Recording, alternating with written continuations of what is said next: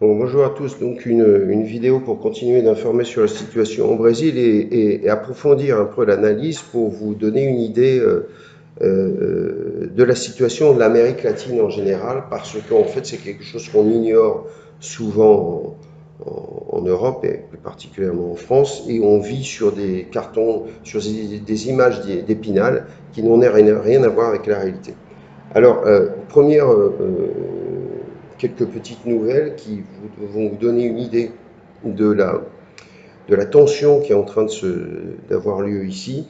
On vient d'avoir un militaire qui a été exécuté dans sa voiture. Voilà. Alors c'est un attentat, bon, ce genre d'attentat, c'est un attentat professionnel. Évidemment, on, on suspecte évidemment le narcotrafic, le crime organisé, et comme il y a évidemment, on ne peut pas, il faudrait être complètement idiot pour pas relier ça à l'élection de Lula, hein, voilà, attaquer directement un gradé de l'armée, enfin, voilà, un gradé en active, hein, pas un réserviste, c'est pas un détail, hein, et ça rappelle curieusement les événements qui ont eu lieu avant 1964, quand les militaires ont pris le pouvoir pour empêcher le pays de tomber dans le gouffre révolutionnaire cubain.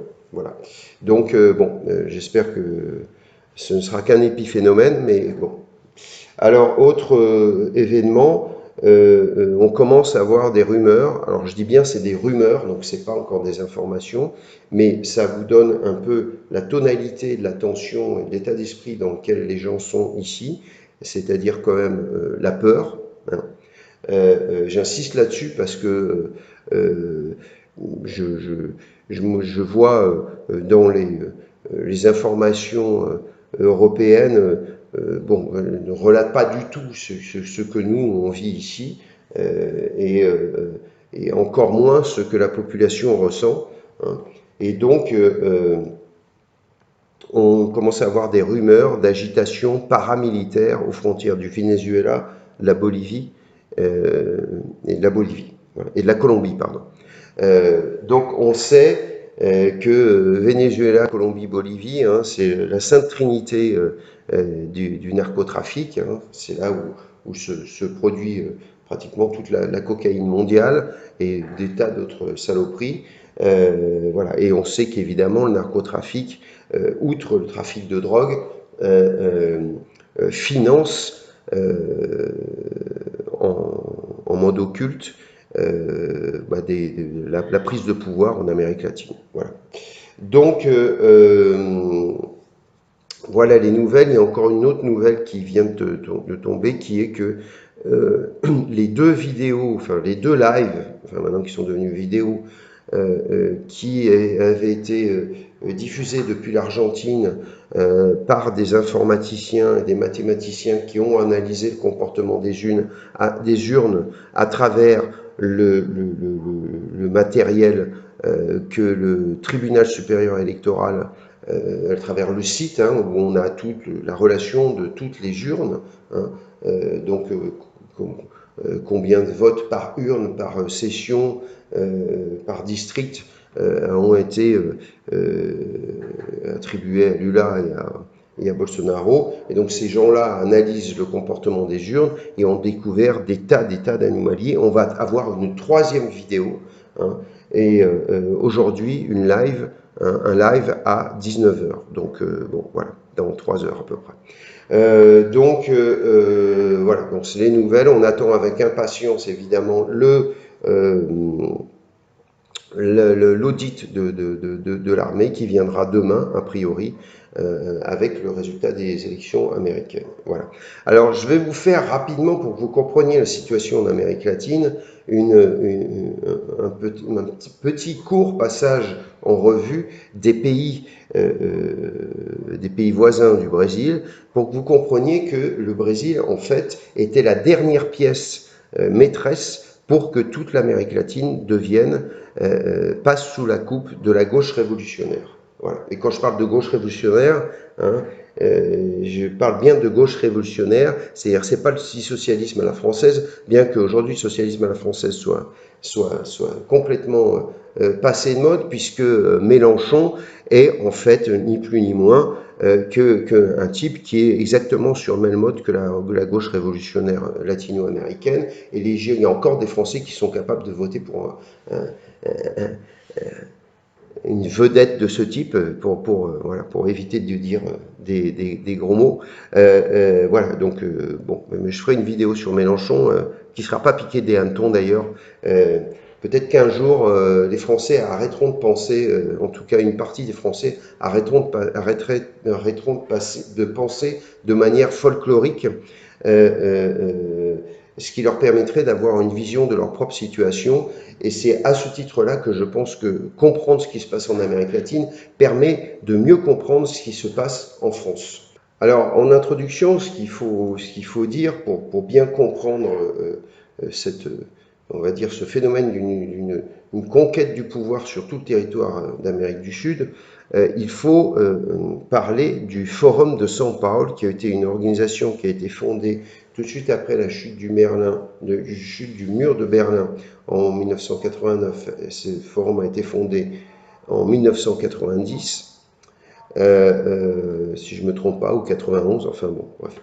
Et il a été fondé par Lula, justement, par Noriega, le dictateur du Nicaragua, qui est une dictature horrible, terrifiante, et Chavez, qui est donc celui qui a fondé la révolution bolivarienne juste avant Maduro. Hein.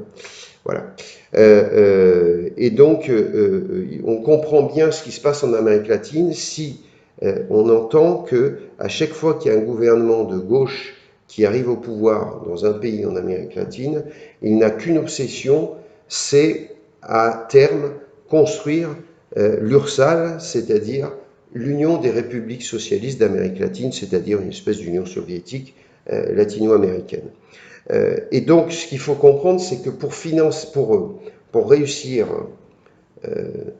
ce projet, évidemment, on ne peut pas compter sur le simple mouvement démocratique et la bonne volonté des peuples. Il faut forcer la barre, hein, et il faut forcer la porte, hein, mettre le pied dans la porte.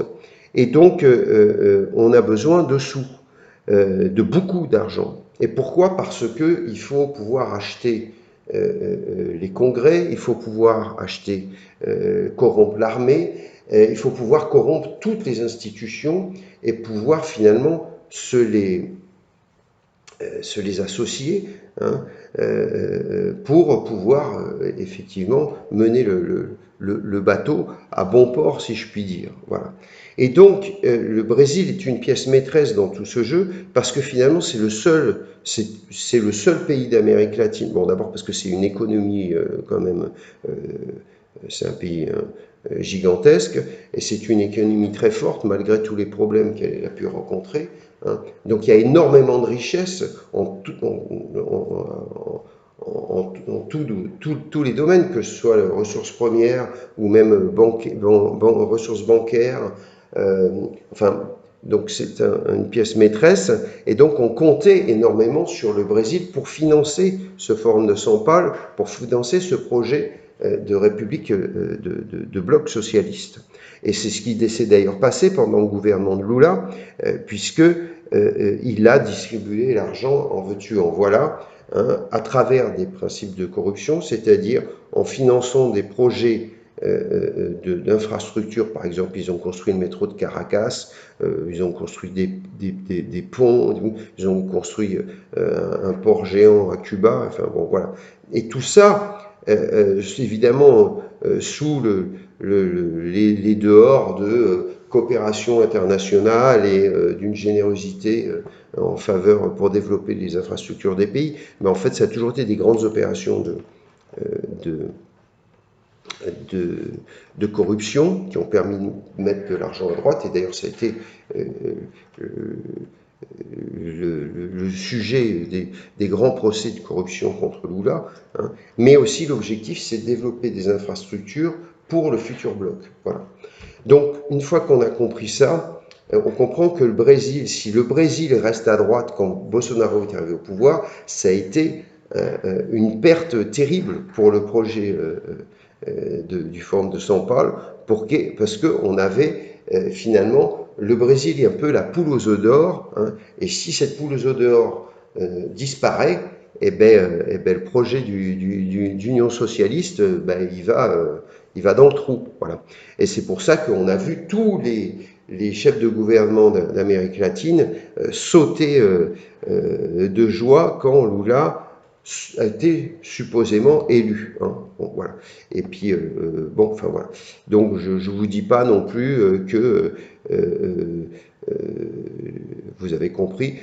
Alors, si on passe en revue les pays limitrophes, hein, pays voisins de l'Amérique latine, du Brésil, pardon, on peut commencer par le Venezuela, une dictature terrifiante, hein, 6 millions de réfugiés, 80% de la population en dessous du seuil de la misère, une dictature de fer, hein, avec des centaines de morts, hein, politiques, hein, des centaines de prisonniers politiques, et donc en fait une persécution constante de la population, avec évidemment, inutile de le dire, une liberté d'expression équivalente à zéro. Voilà.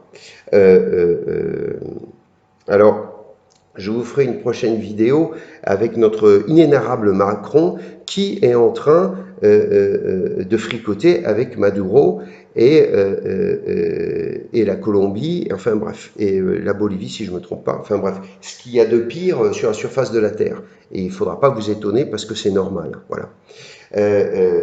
Alors, je continue. Donc le Venezuela, c'est une catastrophe et dictature notoirement narcotrafiquante, hein, et qui finance à peu près tout ce qui peut être de pire en politique à la surface de la Terre. Hein.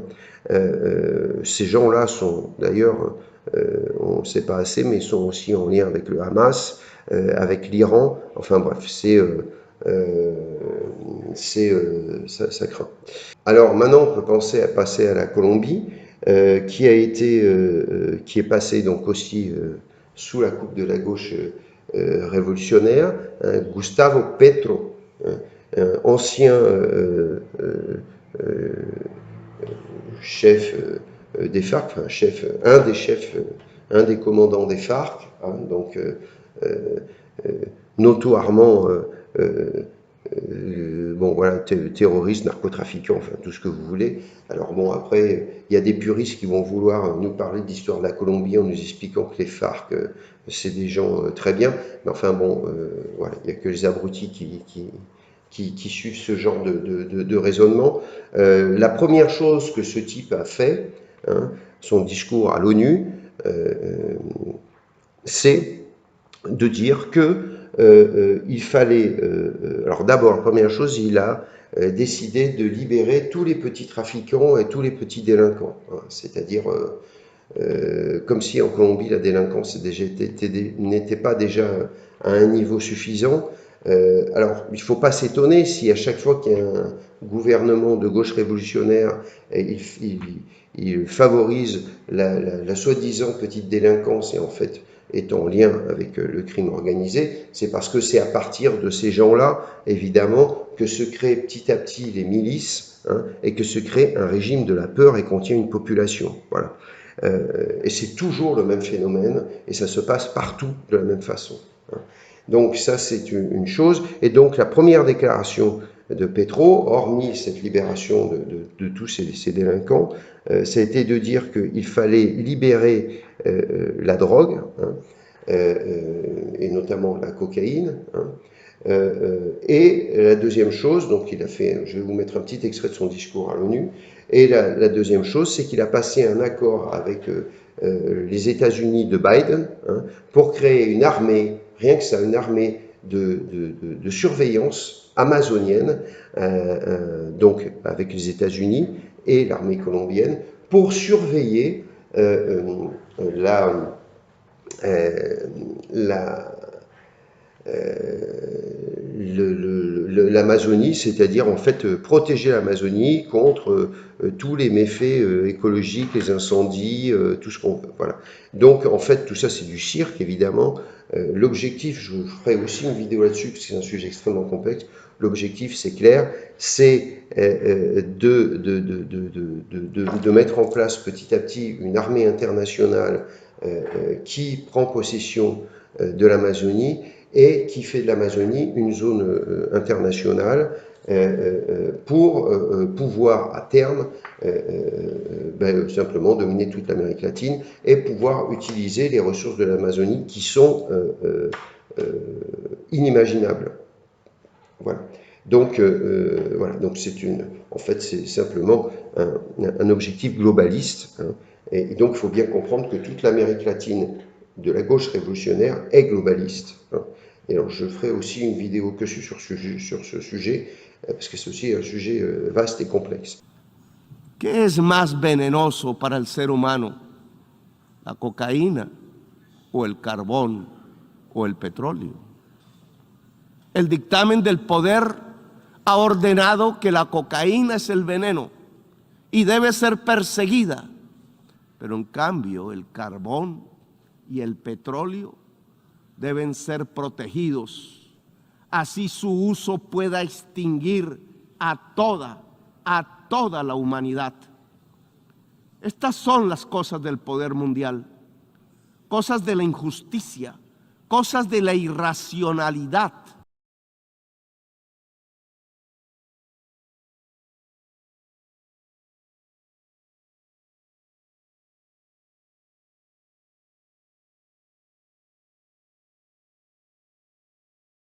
Alors, donc je passe rapidement les pays, hein, parce que sinon on y passerait des heures. Ensuite, la Bolivie. Eh bien, la Bolivie est une belle dictature.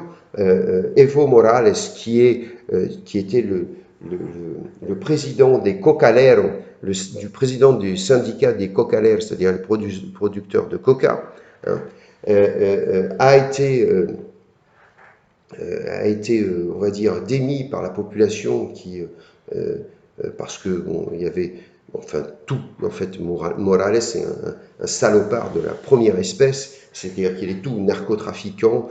Son élection avait été fraudée. Enfin bref, c'est une catastrophe et une dictature était en train de s'installer. Donc la population l'avait foutu dehors. Hein, et donc il y avait eu une présidente intérimaire. Hein, qui avait pris le pouvoir puisque Morales s'était enfui hein, comme un malpropre en hélicoptère, hein, comme tout bon petit dictateur. Hein, et donc il y avait eu une présidente intérimaire, Janine Agnès, hein, qui avait assumé le pouvoir en attendant que des élections soient organisées.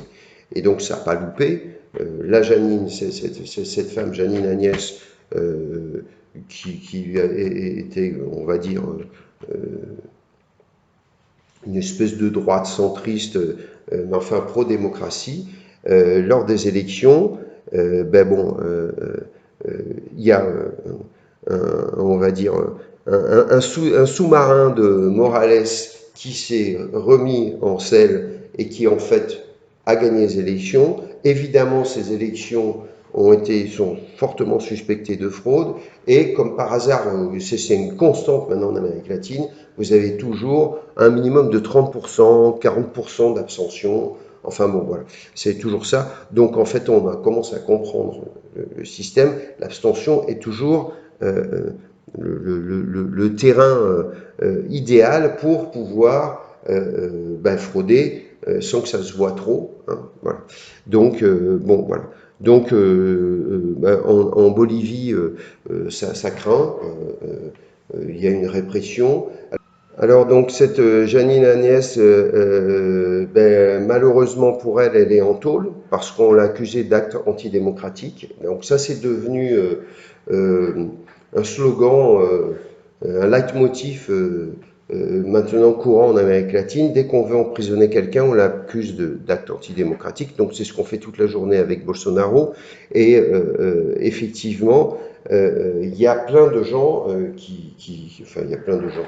En fait, on le dit officiellement, l'un des gros projets de Lula, c'est d'emprisonner Bolsonaro en l'accusant de tous les maux de la terre de tous les maux de la terre et entre autres de génocide lors du Covid, rien que ça. Bon. Alors là aussi, je ferai une vidéo sur le bilan du mandat Bolsonaro, qui est très bon, contrairement à ce qu'on vous voudrait nous faire croire. Alors, bon, voilà, alors récemment en Bolivie, il y a eu une histoire incroyable, c'est que on a découvert que le nouveau président, Arce, était en train d'enquêter sans aucune autorisation judiciaire hein, sur le patrimoine de tous les Boliviens, certainement parce qu'il y a à terme, ce qui s'est passé au Venezuela, une politique d'expropriation en cours qui doit être projetée. Et donc quand ils ont découvert ça, ben, évidemment, ils ont bien compris de quoi ils retournent. Et la liberté d'expression en Bolivie, c'est en train de devenir un truc, voilà, c'est pareil, bon, tout le monde la ferme et tout le monde suit ce que le chef a dit. Hein, voilà. Alors, ben, au Pérou, le Pérou, c'est pareil. Hein, le Pérou, alors dans tous ces pays, hein, évidemment, la corruption, c'est. Alors, ce qu'il faut comprendre, c'est que la corruption en Amérique latine, c'est pas, contrairement à ce qu'on pourrait croire, comme par exemple dans beaucoup de régimes africains ou en Europe ou aux États-Unis, c'est pas l'enrichissement personnel. Évidemment, c'est ça aussi.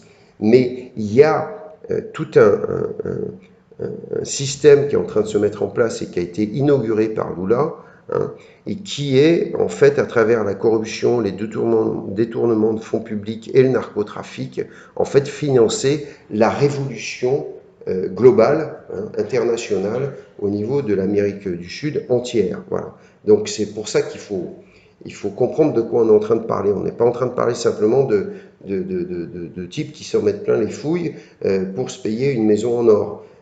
C'est beaucoup plus dangereux que ça. Et donc ça veut dire acheter tous les parlementaires, payer des militaires ou des paramilitaires. Tout ça, ça coûte des fortunes. Hein. Aussi graisser la patte à des institutions internationales. Hein. Enfin voilà, bon, par exemple, récemment, il y avait l'ancien chef des services secrets du Venezuela qui est en prison en Espagne, hein, qui a révélé que en fait le Venezuela avait financé une partie de la campagne de Lula, mais aussi des partis en Espagne, notamment Podemos. Hein. Vous voyez ce que je veux dire? C'est-à-dire que l'Amérique latine, c'est pas simplement la terre exotique tropicale où il y a que des révolutionnaires à la Zapata avec des grosses moustaches qui sont complètement dingos et qui passent leur temps à faire des trucs, des coups d'État vachement drôles et qui vont après nourrir les bandes dessinées. Ça vous concerne en fait. Voilà. Et plus le temps avance, plus l'Amérique latine devient un endroit central dans la stratégie globaliste. Et je ferai une vidéo que là-dessus. Et je vous montrerai que Macron fait partie du truc.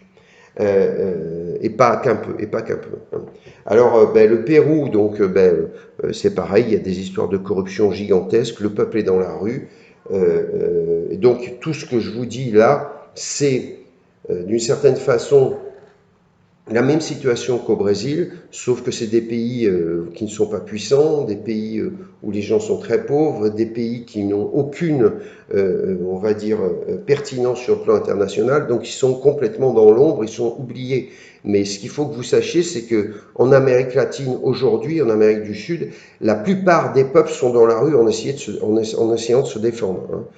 Donc, et Venezuela, c'est très difficile, évidemment. Hein, parce que les mecs, c'est le régime de fer. Mais en Colombie, ça a déjà commencé. Le mec, ça fait même pas 6 mois qu'il est au pouvoir, qu'il y a déjà des gens dans la rue. La Bolivie, c'est constamment.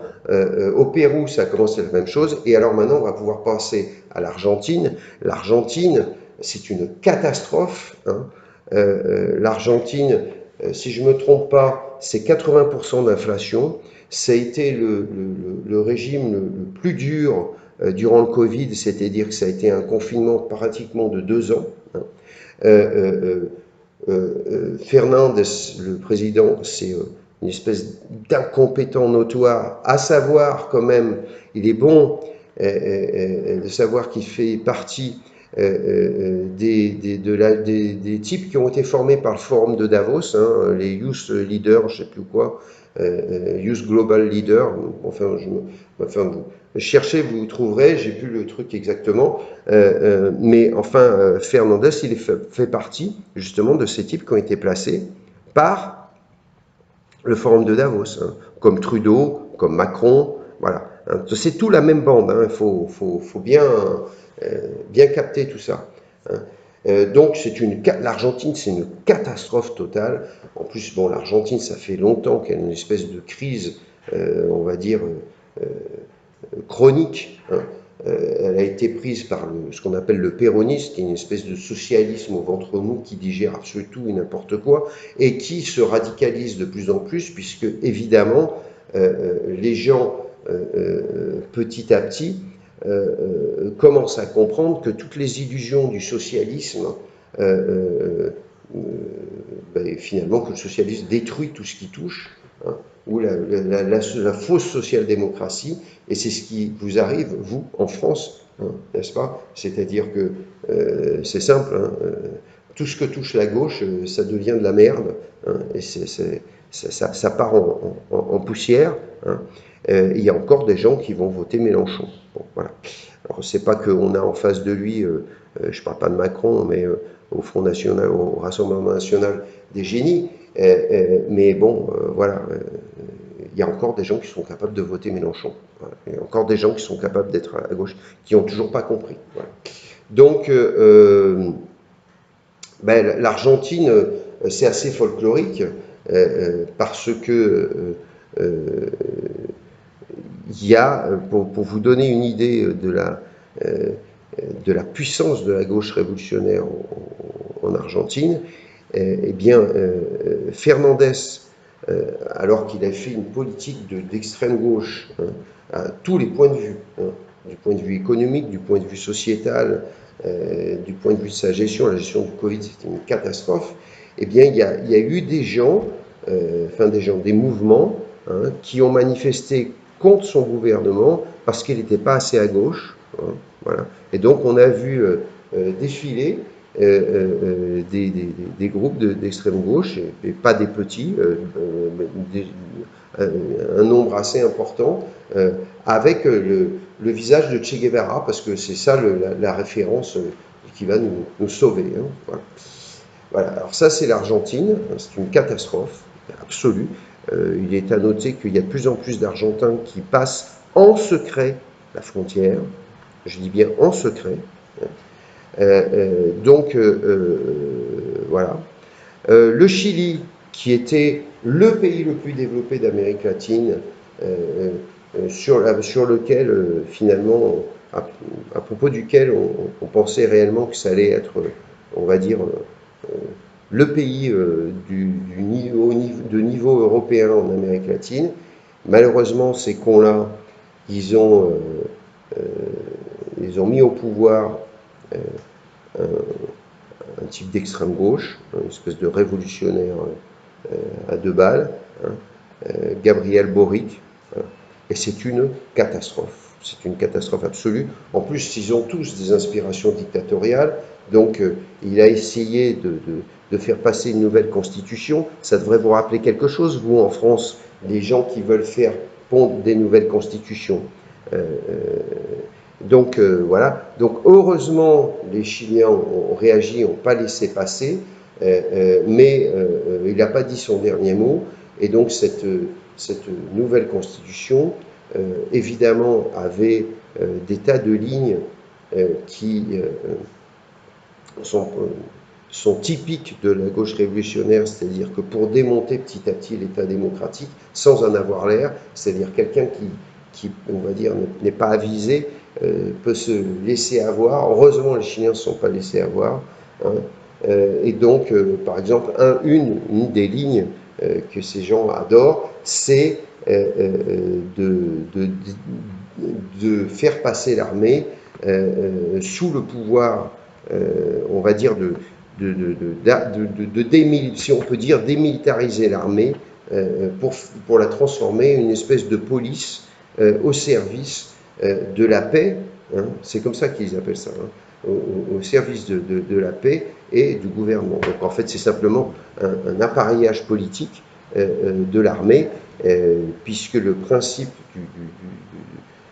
on va dire, le paradigme militaire des armées inclut la question de la hiérarchie, et là, la hiérarchie est complètement cassée, hein, et donc elle ne répond directement à l'État. Voilà. Donc évidemment, c'est ce qu'ils ont fait au Venezuela, c'est évidemment pour appareiller l'armée et qu'il n'y puisse plus avoir aucune résistance. Et justement, c'est ce qui n'a jamais marché au Brésil, et c'est pour ça que les Brésiliens manifestent devant les casernes, parce qu'ils savent que si le législatif, le judiciaire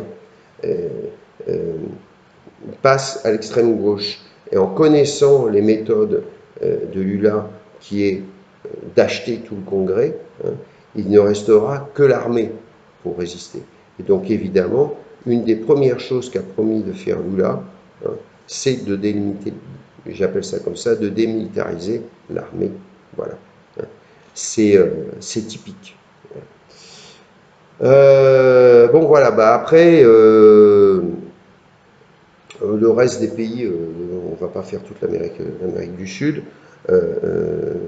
Voilà. Mais donc, ce qu'il faut comprendre globalement, c'est qu'on a affaire à une stratégie de conquête du pouvoir de toute l'Amérique latine qui est un pas indispensable pour l'établissement du globalisme, hein, et notamment du globalisme donc, qui est ni plus ni moins que l'établissement d'une dictature, hein, et essentiellement, notamment sur tout le territoire occidental, c'est-à-dire tout le continent américain et l'Europe. Alors évidemment, des fois il y a des choses qui paraissent contradictoires, mais qui ne le sont pas. La Chine est fortement investie dans tout ça en Amérique latine, hein.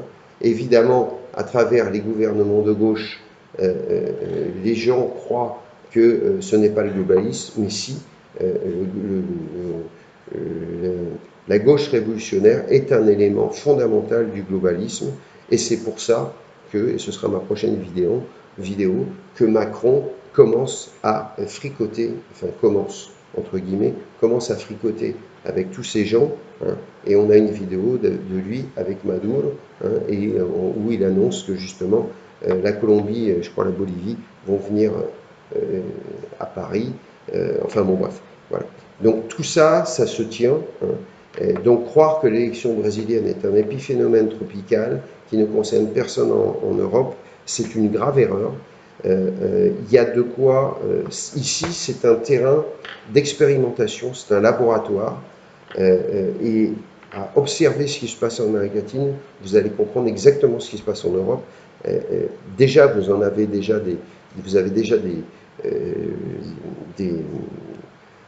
comment dire, des exemples, vous avez déjà des événements clés qui se passent en Europe, hein, pour comprendre que petit à petit on installe une dictature, mais pour comprendre toute la stratégie derrière, je peux vous dire que l'exemple latino-américain, il est fondamental. Bon, je m'arrête là, c'est déjà assez long, et je vous dis à très bientôt. Au revoir.